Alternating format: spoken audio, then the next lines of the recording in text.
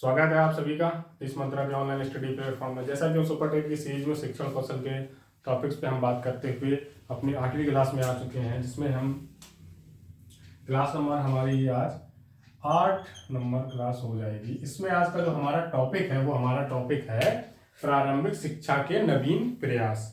मतलब जो हमारी प्रारंभिक शिक्षा है, प्री एजुकेशन, मतलब शुरुआत की जो बात हम करते हैं लगभग 1835 से जब हम स्टार्ट करते हैं, स्वतंत्रता के पूर्व की भी बात करेंगे और स्वतंत्रता के बाद की भी बात करेंगे। तो सारी चीज़ों को मैंने जो जो नोट करने लायक थी मैंने पहले से नोट कर लिया है।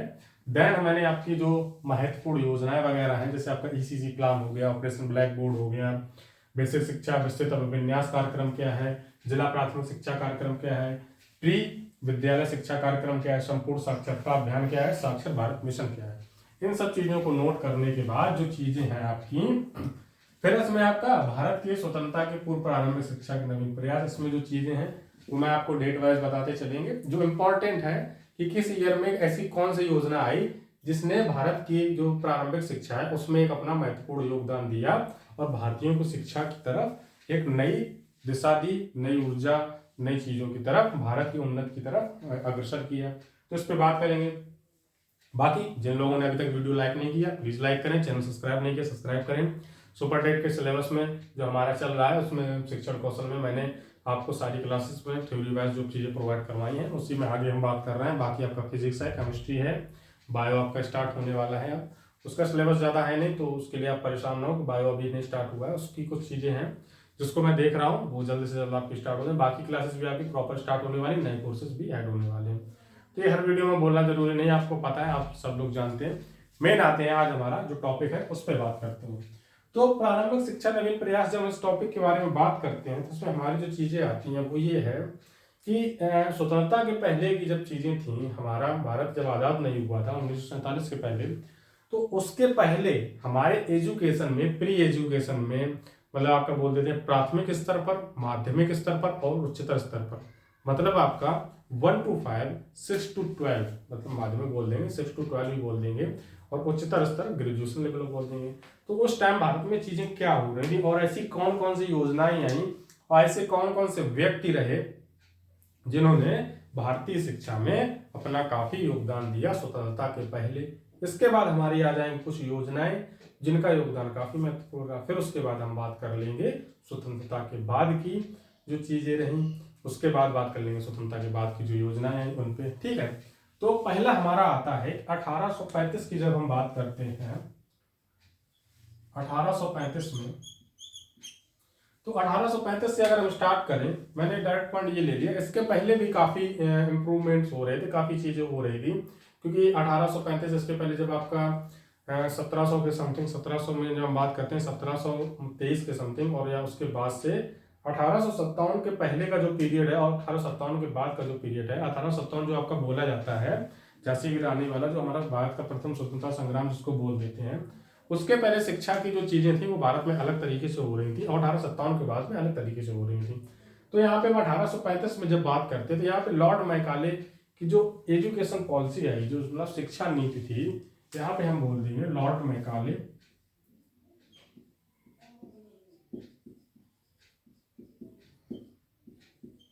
शिक्षा नीति। ठीक है,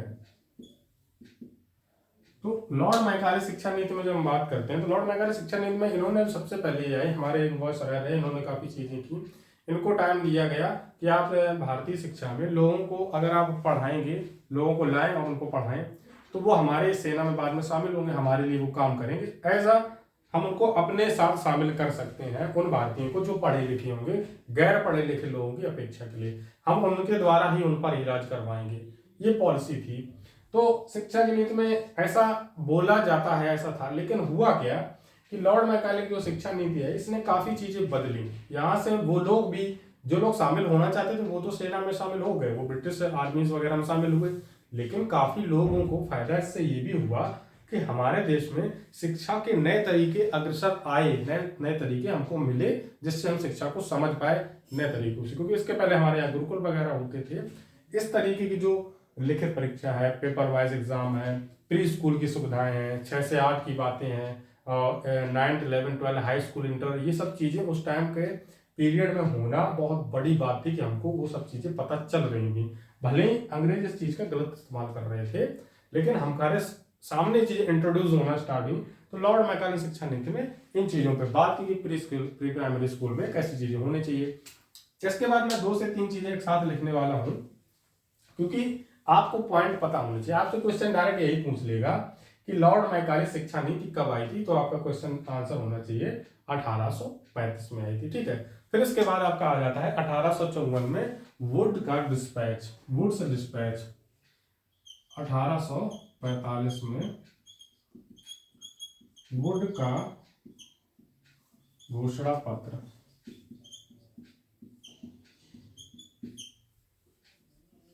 तो वुड के जो घोषणा पत्र की बात होती है काफी पॉपुलर रहा है, आपने पढ़ा होगा, पहले भी पढ़ चुके। वुड्स घोषणा पत्र भी बोलते हैं, वुड्स डिस्पैच भी बोल देते हैं, घोषणा पत्र को डिस्पैच ही बोला जाता है। तो इन्होंने भी मतलब प्री प्राइमरी स्कूल के बारे में बात की और 6 से 8 के बच्चों के बारे में बात की, कैसा क्या सिस्टम होना चाहिए, कैसी क्या चीजें होनी चाहिए, वो सब चीजों के बारे में बात की। तो आपसे इसके अंदर में क्या है वो ज्यादा पूछेगा नहीं एग्जामिनर, इन सब चीजों के ज्यादा अंडरस्टैंडेबल नहीं जाता है। आपके बीटीसी डीएलएड के बुक्स में दिया होगा, तो मैं उसको यहाँ पे डिफाइन करूंगा, तो सिर्फ इस चीज को डिफाइन करने में 1 घंटे या 2 घंटे का टाइम लग जाएगा, क्योंकि इसके अंदर बहुत सारी चीजें हैं।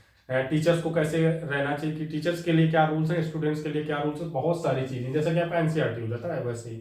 तो इसमें हम सिर्फ यही जानेंगे कि 1835 के बाद जो सेकेंड चेंजमेंट, सबसे बड़ा बदलाव हुआ, वो आपका 1845 में ना, यहाँ पे आपका 1854 आपको लिखना चाहिए। ठीक है, थोड़ा राइटिंग मिस्टेक हुआ है।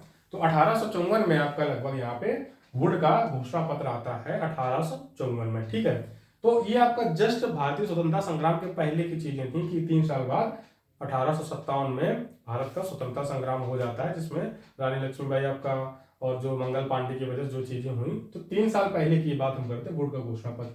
तो दूसरा सबसे बड़ा बदलाव 1854 में हुआ, वुड का घोषणा पत्र के रूप में। फिर आपका आता है 1882। 1882 में क्या हुआ आपका?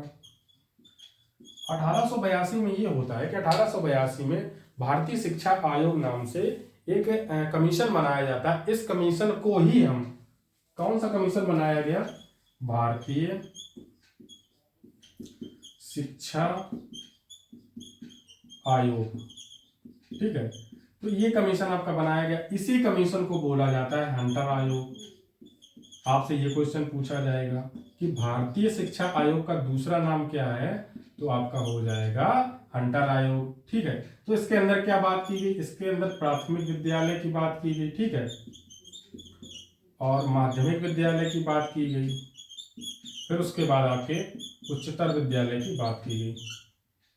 तीनों विद्यालयों के बारे में इसमें 1882 का ये जो भारतीय शिक्षा आयोग बनाया गया, इसने काफी बदलाव लाए भारतीय शिक्षा में। तो ये चीज आपकी क्लियर हो गई, इससे ज्यादा आपको जानने की जरूरत नहीं है। सेकेंड आपका फिर थिंग आ जाती है 1905, 1905 में। 1905 में जब हम आते हैं, तो 1905 में जो चीजें आपकी हुई, 1905 में आपका होता है कि जो राष्ट्रीय शिक्षा उन्नयन समिति एक बनाएगी, राष्ट्रीय उन्नयन समिति बनाएगी। इसके जो अध्यक्ष थे वो आपके थे गुरुदत्त बनर्जी। गुरुदत्त बनर्जी एक काफी अच्छे पॉपुलर नेता रहे, उन्होंने काफी चीजें की, उन्होंने समझा, इन सब चीजों को वो देखते चले आ रहे थे, उन्होंने अपनी सहयोग दिया। 1905 आते आते हम लोग काफी आजादी के तरफ तेजी से बढ़ रहे थे। यहाँ जब हम पहुंचे 1905 में, तो चीजें काफी बदल चुकी थी। अब भारतीयों को भी लगने लगा कि हमारी शिक्षा में जो चीजें हमें दी जा रही थी वो हमारा गलत यूज करने के लिए दी गई, हमसे काम करवाने की वजह से दी गई। अब लोग खुद की शिक्षा पे बात करने लगे, बहस करने लगे कि नहीं, हमें अब ये चीजें चाहिए, प्री प्राइमरी स्कूल में ये चीजें चाहिए, और 6 से 8 में ये चाहिए, और उच्चतर माध्यमिक विद्यालय मतलब ग्रेजुएशन लेवल पे हमें क्या चीजें चाहिए, उस पर बात होने लगी। 1905 में हम क्या बात करते हैं कि राष्ट्रीय शिक्षा उन्नयन समिति आती है आपकी। क्या बोला गया इसको? राष्ट्रीय शिक्षा उन्नयन समिति। इसके अध्यक्ष कौन थे? गुरुदत्त बनर्जी।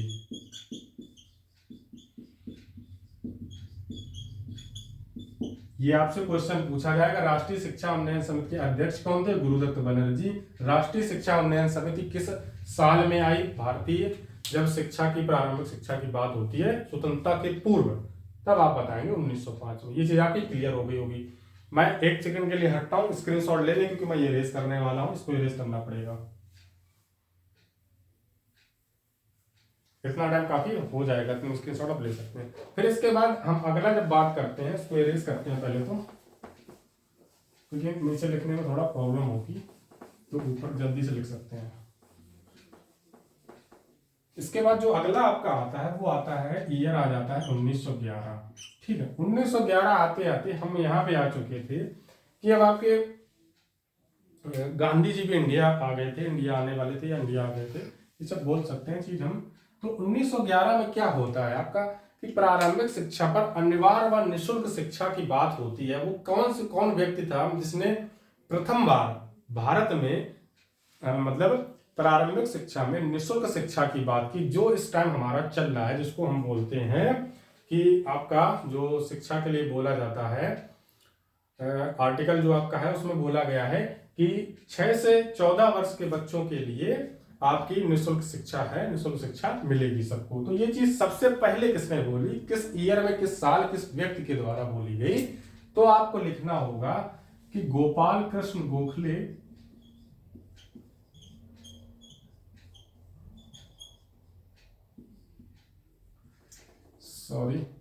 गोपाल कृष्ण गोखले जो थे आपके, ठीक है, इन्होंने सर्वप्रथम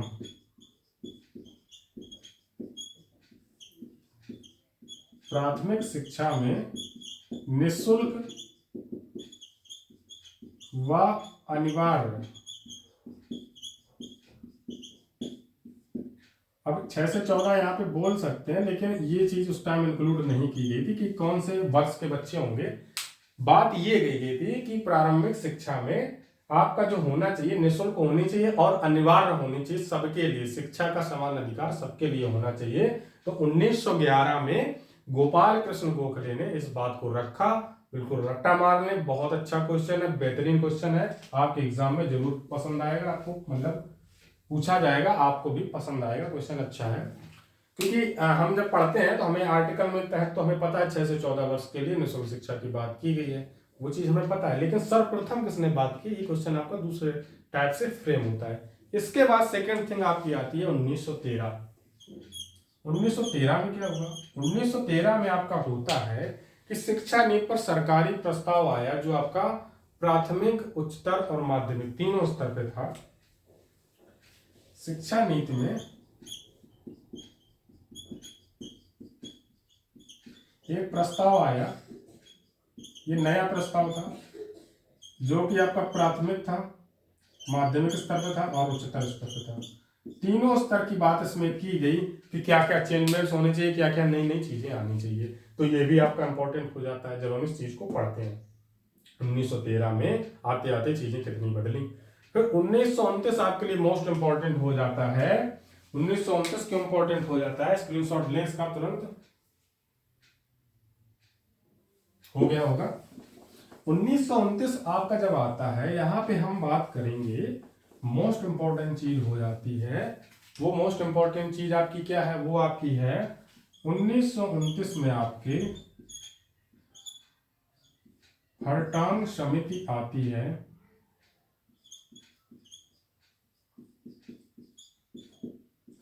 ठीक है,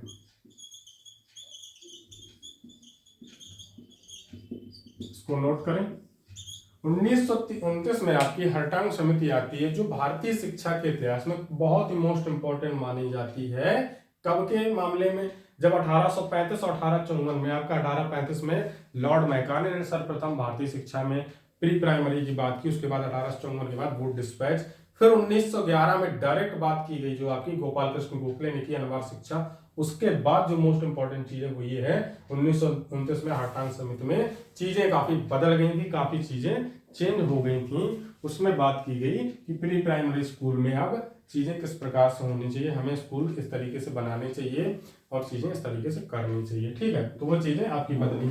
इसके बाद आपका आ जाता है जो सेकंड थिंग हम बात करते हैं इसमें, भारत के स्वतंत्रता के पूर्व प्राथमिक शिक्षा के नवीन प्रयास में इस टाइम कुछ योजनाएं भी आई, कुछ योजनाएं आई। उन योजनाओं में क्या रहा, तो महात्मा गांधी इस टाइम भारत आ चुके थे, तो उनकी एक पत्रिका थी हरिजन पत्रिका। हरिजन पत्रिका ये महात्मा गांधी के द्वारा लिखी गई है, लिखी जाती थी मतलब पब्लिश की जाती थी, इश्यू की जाती थी, मतलब एडिटर यही थे महात्मा गांधी, हरिजन पत्रिका। तो इसमें इन्होंने क्या बात की, यहाँ पे बात हो जाती है कि जो आपके वर्धा शिक्षा सम्मेलन होता है जिसमें जाकिर हुसैन मोस्ट इंपॉर्टेंट व्यक्ति रहे, उसके बाद आपका वर्धा शिक्षा सम्मेलन जो हुआ है, योजनाओं में जब हम बात करते हैं वर्धा सम्मेलन लिख दें आप, कोई दिक्कत नहीं, वर्धा सम्मेलन, क्योंकि वो जाना ऐसे जाएगा जो शिक्षा से संबंधित था, आप कोष्टक में आके लिख सकते हैं। इसके हेड जो रहे थे वो आपके थे जाकिर हुसैन, जो हमारे भारत के प्रथम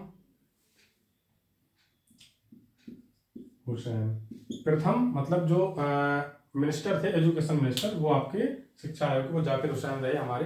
ठीक है, तो बहुत ही पढ़े लिखे काबिल व्यक्ति थे, काफी नॉलेज थी इनको। तो वर्धा सम्मेलन में इसके बाद इन्होंने इसका जो पब्लिशन होता था वो हरिजन पत्रिका में हुआ कि प्राथमिक शिक्षा में क्या क्या चेंजमेंट्स होने चाहिए। इस पे बात होते होते जब आगे बात बढ़ती गई तो दिसंबर 1937 तथा अप्रैल 1930 में आपका 37 और 38 में आपका 1937 व 1938, वो बोलने में मिस्टेक किया मैंने, आपका 30 नहीं बोलना, 1937 1938 में आपका जो महीना था वो था दिसंबर।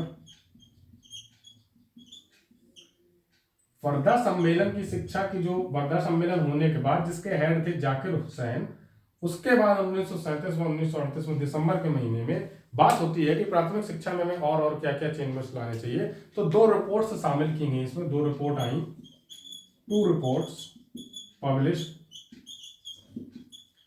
किसमें पब्लिश की गई, वो आपकी की गई थी हरिजन पत्रिका में। तो ये मैंने चीज यहाँ पे इसलिए लिखा, ये इंपॉर्टेंट आपका हो जाता है कि वर्धा सम्मेलन के जस्ट बाद जाकिर हुसैन ने जो जो चीजें वहां पे बोली जा सकती थी उन्होंने बोली, और ये जो दोनों चीजों की रिपोर्ट थी वो हरिजन पत्रिका में शामिल की गई और इसको पब्लिश किया गया कि हम भारतीय शिक्षा में और क्या क्या परिवर्तन कर सकते हैं। ये चीज आपको समझ में आ गई। क्वेश्चन कैसे बनेगा, हरिजन पत्रिका के संपादक कौन है, आपसे क्वेश्चन पूछेगा, महात्मा गांधी पता होना चाहिए। वर्धा सम्मेलन, वर्धा शिक्षा सम्मेलन बोल सकते हैं, वर्धा सम्मेलन बोल सकते हैं, इसके अध्यक्ष कौन थे, जाकिर हुसैन। जो आपका 1937-38 में 2 रिपोर्ट के पब्लिकेशंस हुआ, वर्धा सम्मेलन से रिलेटेड जो 2 रिपोर्ट्स थी वो उनका पब्लिकेशंस कब हुआ, 1937-38। वैसे डेट्स आपसे पूछता नहीं है, डायरेक्ट आपसे पूछेगा कि वर्धा सम्मेलन की जो रिपोर्ट्स आई थी उससे किस व्यक्ति का संबंध है, तो जाकिर हुसैन आप वहां से लिख देंगे। इस रिपोर्ट्स का पब्लिकेशंस किस पत्रिका में किया गया, तो हरिजन पत्रिका लिख देंगे। ठीक है, क्लियर हो गया होगा। इसके आगे जो चीज है उस पर बात करते हैं, इसको इरेज करते हैं। स्क्रीनशॉट जो लेना चाहे ले सकते हैं आप, हो गया होगा स्क्रीनशॉट, तो इतने हो जाएगा, पॉज करके ले लें, तो ज्यादा टाइम वेस्ट करने की जरूरत नहीं है। चीजें मैं आपको जो बता रहा हूँ उस पर फोकस करें पहले तो। इसके बाद आपकी 2 चीजें और आती है, एक तो आपका विद्या मंदिर योजना आ जाता है जो 1938-1939 में आपकी हुई थी। इसके तहत विद्या मंदिर योजना के तहत होता क्या है कि ये बॉम्बे में उस टाइम, जो मुंबई आपका है उसको बॉम्बे बोला जाता था उस टाइम वहां पे 80+ समथिंग स्कूल्स का, प्री प्राइमरी स्कूल्स का आयोजन, प्री प्राइमरी स्कूल्स खोले गए। ठीक है, हम यहाँ पे जो स्वतंत्रता के पूर्व की बात कर रहे हैं तब की बात चल रही है। ठीक है, तो 1938 और 1939 में विद्या मंदिर योजना, विद्या मंदिर नाम से अब हमारे यहाँ भी काफी स्कूल्स होंगे, आपने देखा होगा।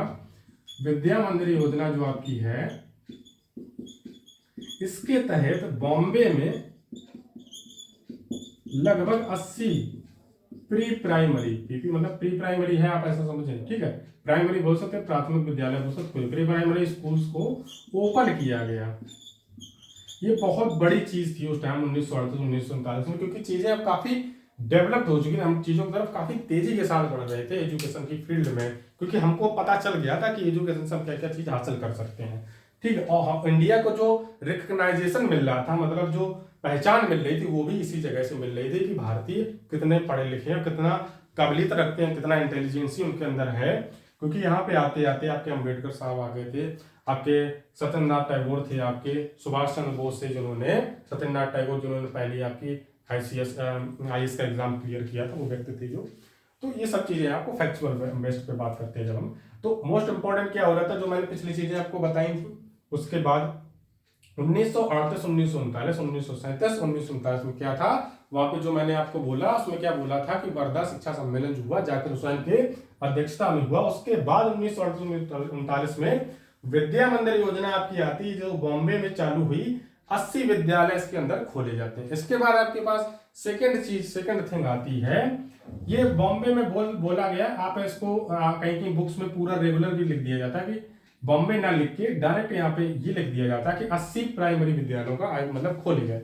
लेकिन बॉम्बे उस टाइम एक मेन फोकस था ना, फोकस का जो स्टेट बोला जाता वो बॉम्बे था, कोलकाता था आपका, मद्रास था, ये कुछ स्टेट्स थे जो ज्यादा फोकस थे, क्योंकि हम उस टाइम बात कर रहे हैं स्वतंत्रता के पहले की बात।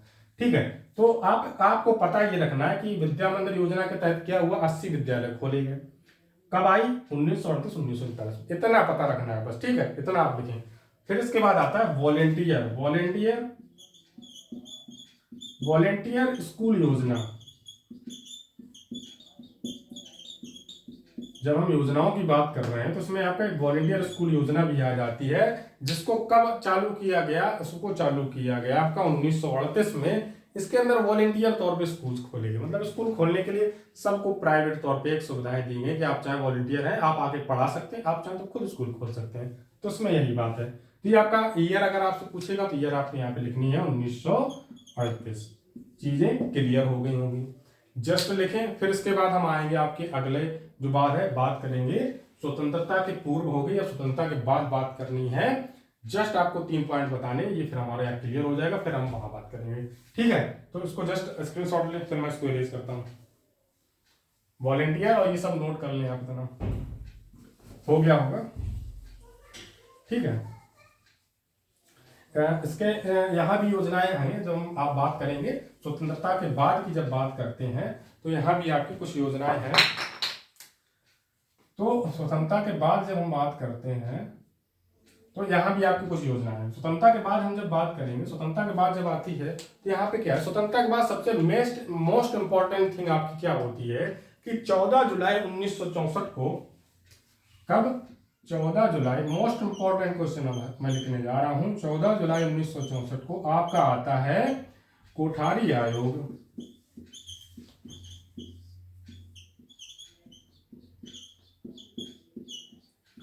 अब ये क्यों इंपॉर्टेंट हो जाता है, 14 जुलाई 1964 को जब कोठारी आयोग आता है तो यहाँ पे हम एक शिक्षा नीति की बात करते हैं। जो हमारे भारत की शिक्षा नीति आई, सबसे पहले आई, तो उसकी हम बात करते हैं। 1964 में जब बात की गई, इसको चेंज करके ट्रांसफॉर्म करके बाद जब बदला जाता है, आगे बढ़ाया जाता है, तो 1984 में आपकी भारतीय शिक्षा नीति जो आती है, 1986, 2 ईयर इसकी आपके इंपॉर्टेंट हो जाते हैं, जिसको बाद में आगे ट्रांसफॉर्म कर दिया जाता है 1992 में। 1992 में रिफॉर्म कर दिया जाता है, किसके कहने पर, राम मूर्ति जी, एक आचार्य राम मूर्ति अध्यक्ष थे, जिन्होंने 1986 की जो नई शिक्षा नीति, भारतीय शिक्षा नीति, जो कि कोठारी आयोग की संस्तुति पर, मतलब इनकी रिपोर्ट के आधार पर तैयार करके बनाई गई थी, जो अभी तक आपकी चलती आ रही है। 2020 में जब तक आपकी जो न्यू, यहाँ पे मैं लिख रहा हूं, न्यू एनईपी है, नेशनल एजुकेशन पॉलिसी 2020, जिसके अध्यक्ष रहे हैं, कौन रहे हैं, जो कि पहले आपके क्या बोला जाता है, इसरो के कुछ चीफ वगैरह के पद पे रह चुके हैं। के कस्तूरी रंगन है आपके, के कस्तूरी रंगन। ठीक है, तो ये आपका यहाँ पे नोट करने लायक चीज है, आप नोट कर सकते हैं, क्योंकि मैंने ये आपको यहाँ इसलिए बताया कि मैं सारी चीजें अभी कनेक्ट करूंगा। कनेक्ट कैसे करूंगा कि यहाँ पे जब हम आ जाते हैं 1986 में, 1964 के बाद इन्होंने रिपोर्ट दी, कोठारी आयोग जो बोला जाता है, एमएस कोठारी थे, इन्हीं के नाम पे दिया गया, इनका नाम है कोठारी, तो एमएस कोठारी बोला जाता है उनको। ठीक है, तो 1986 में उन्होंने जो नई शिक्षा नीति दी,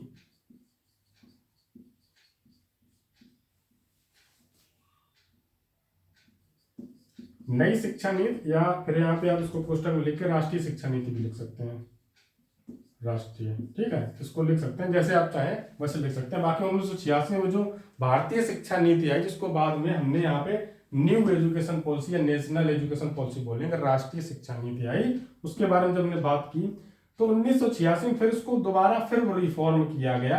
किसके कहने पर किया गया, राम मूर्ति, आचार्य राम मूर्ति आपके थे, आचार्य राममूर्ति के कहने पे इसमें काफी चेंजमेंट किए गए, काफी चेंजमेंट चलाए गए। 1986 में ये आके 1992 में कुछ चेंजमेंट्स हो गए, ये फिर से लागू हो गई, फिर से चेंज हो गई। यहाँ से आते आते फिर यहाँ पे काफी चीजें जोड़ दी गई, जैसे कि आपका नई शिक्षा नीति के अंदर 6 से 14 वर्ष के बच्चों को लिए जोड़ दिया गया, मिड डे मील भी आया आपका, इसी टाइम जोड़ दिया गया। जो जो ट्रांसफॉर्म होते चले आए, जो आपने अपने टाइम पे देखे, क्योंकि हम 1996 सबकी डेट ऑफ बर्थ उस टाइम से रिलेट करती होगी कि 2000 के बाद की चीजें हम लोगों को पता होंगी, जो जो ट्रांसफॉर्म होते चले आए। क्योंकि यहाँ जब हम 1850 या 1900 के पहले की बातें करते हैं वो हमें नहीं पता होगा ना, 1947 के पहले वो हमें पढ़ना हिस्ट्री जरूरी है, यहाँ तो हम रिलेट कर रहे हैं ना। तो 1992 के बाद अब जाके 2020 में आपकी एनईपी जारी होती है, नई न्यू एनईपी जारी होती है, जिसमें कि आपकी जब हम यहाँ पे 10+2 की बात कर रहे थे, जिसको चेंज करके अब कर दिया गया है 544 के अंदर कर दिया गया है, 5+4+4+2 के अंदर कर दिया गया है। तो उस चीज को भी देखा गया कि बदला गया। पहले 10+2 था कि पहले हम 10+2 के हिसाब से चीजें करते थे, अब 5+4 करके कर दिया गया। बाकी और भी चेंजेस हुए तो उसको बताना काफी बड़ा टॉपिक है एनईपी, मैं एक अलग से वीडियो बना के इस पर डाल दूंगा। नई शिक्षा नीति 2020 आपकी जो है उसमें क्या क्या चेंज हुए, उसमें क्या क्या चीजें हैं, इसकी नई वीडियो अलग से वीडियो बना के डालेंगे, ठीक है। तो क्या हुआ, 14 जुलाई 1964 को कोठारी आयोग की रिपोर्ट के हिसाब से 1986 में भारत के लिए शिक्षा नीति बनाई गई, जिसको लागू किया गया पूरे भारत में, जिसको आगे चल के 1992 में फिर से बदलाव उसमें कुछ किए गए आचार्य राममूर्ति की रिपोर्ट्स के आधार पर। फिर उसके बाद से आज के टाइम 2020 में, आज से पिछले 2 साल पहले, पिछले 2 सालों में 2020 में आती है नेशनल एजुकेशन पॉलिसी, जिसमें 1986 की नीति के अंदर काफी बदलाव फिर से किए गए। तो ये आपका पूरा हो जाता है स्वतंत्रता के पहले से लेकर स्वतंत्रता के बाद तक, सारी चीजें आपकी क्लियर हो गई होंगी एकदम से बेस्ट तरीके से। फिर मैंने यहाँ पे आपका लिख रखा है महत्वपूर्ण कार्यक्रम एवं योजनाएं। इसमें जस्ट आपको बताना है मुझे कि इसमें से कौन कौन सी चीज किस ईयर में आई, आप सारे नोट कर लें, क्योंकि डायरेक्ट आपसे क्वेश्चन पूछेगा ऑपरेशन ब्लैक बोर्ड कब आया था, ECCE क्या प्लान है कब आया था, विस्तृत अभिविन्यास कार्यक्रम क्या है तो नहीं पूछेगा, ईयर जरूर पूछेगा, क्योंकि ये सारे फैक्चुअल क्वेश्चन है, मैंने सारे पहले से नोट कर रहे। बेसिक शिक्षा योजना पूछ सकता है, जिला प्राथमिक शिक्षा कार्यक्रम क्या पूछ सकता है, प्री विद्यालय शिक्षा कार्यक्रम है आपका पूछ सकता है, संपूर्ण साक्षरता अभियान और साक्षर भारत अभियान आपका पूछ सकता है, ठीक है। तो इसको जस्ट स्क्रीनशॉट में फिर हम उस पर आते हैं, एक उसमें ज्यादा से ज्यादा 2 पट लगेंगे आपको। तो इसमें आपका जो पहला मैंने लिख रखा है ECCE प्रोग्राम जो आपका है, ECC प्रोग्राम आपकी बात करते हैं जब हम, तो ECC प्रोग्राम हो जाता है आपका गर्भवती महिलाओं के लिए बात की गई है, जो आपका अर्ली समेकित मतलब प्रारंभिक समेकित शिक्षा के अंतर्गत बात कर लेते हैं, अर्ली चाइल्डहुड करिकुलम एजुकेशन इसको हम बोल देते हैं। इसके अंदर जो गर्भवती महिलाएं होती हैं जिनके बच्चे प्रेगनेंसी के दौरान, उनको सुविधाएं देने की बात करी गई थी, सुविधाएं देने के लिए बोला गया था। तो ये आपकी कब लागू की जाती है, ये आपको गांधी जयंती के दिन लागू की गई, 2 अक्टूबर, सॉरी यहाँ पे 20 सीटी किसी को समझ में आ रहा होगा, 2 अक्टूबर 1975, ठीक है। यहाँ पे 2 अक्टूबर 1975 आप लिख सकते हैं।